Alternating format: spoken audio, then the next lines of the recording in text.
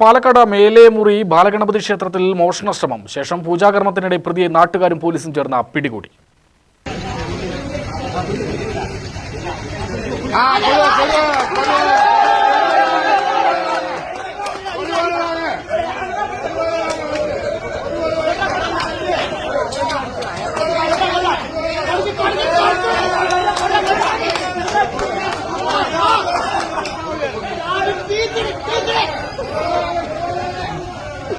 കഴിഞ്ഞ ദിവസം രാത്രിയാണ് സംഭവം.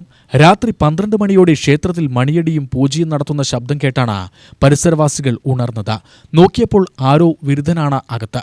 പ്രതി ചാടി രക്ഷപ്പെട്ടു. വൈകാതെ വീണ്ടും പുള്ളി ക്ഷേത്രത്തിലെത്തി.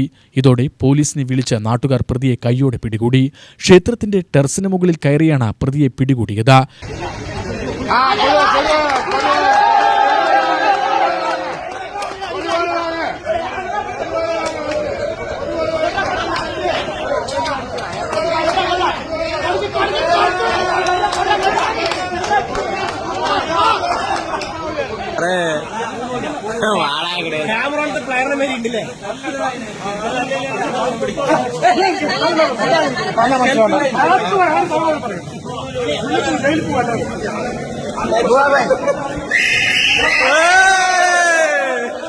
കഴിഞ്ഞ ദിവസം ഒലവക്കോട്ടെ കൂറ്റൻ ലോകകപ്പ് ഫുട്ബോൾ കട്ടൌട്ടും പ്രതി നശിപ്പിച്ചിരുന്നു.